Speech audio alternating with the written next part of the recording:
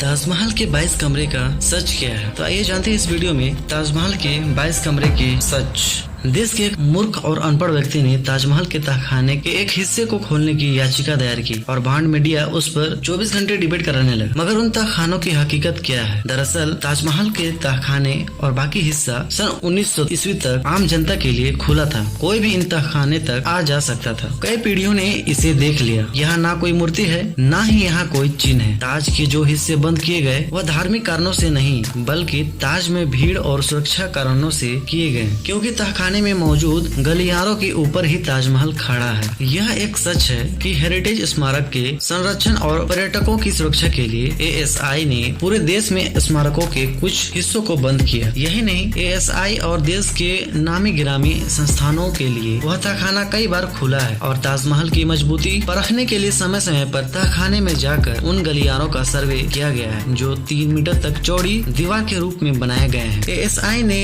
16 साल पहले तहखाने का संरक्षण कराया था, लेकिन इसकी मजबूती परखने के लिए नेशनल जियोग्राफिक रिसर्च इंस्टीट्यूट और रुड़की यूनिवर्सिटी ने 1993 में भी एक सर्वे कराया था, जिसमें ताजमहल के तहखाने की दीवार 3 मीटर मोटी पाई गई थी। सर्वे में बताया गया कि मुख्य गुंबद में असली कब्रों के नीचे का हिस्सा खाली नहीं है, बल्कि जमीन है। रुड़की यूनिवर्सिटी ने इस सर्वे में electrical magnetic profiling technology, share wave study और ग्रेविटी एंड जियो रडार तकनीक का उपयोग किया था। ताजमहल पर भूकंप के प्रभाव के लिए रुड़की यूनिवर्सिटी के अर्थक्वेक इंजीनियरिंग विभाग ने 1993 में सर्वे कराया। प्रोजेक्ट नंबर P553A की रिपोर्ट जुलाई 1993 में जारी की गई। भविष्य के भूकंप की स्थिति में ताजमहल को नुकसान होने की स्थिति के लिए यह सर्वे किया गया था। इसके लिए ताजमहल के तहखानों को खोला गया था, जिसमें गुंबद, मीनारों, तहखानों की दीवारों की मजबूती को जांचा गया। तब नींव में कोई स्ट्रक्चर नहीं पाया गया। मतलब 22 क्या, एक भी कमरा नहीं है। नेशनल जियोग्राफिकल रिसर्च इंस्टीट्यूट ने महताब बाग और ताजमहल का एक साथ सर्वे किया, जिसमें मैग्नेटिक प्रोफाइलिंग तकनीक के इस्तेमाल से पता चला कि ताजमहल और महताब बाग के जो हिस्से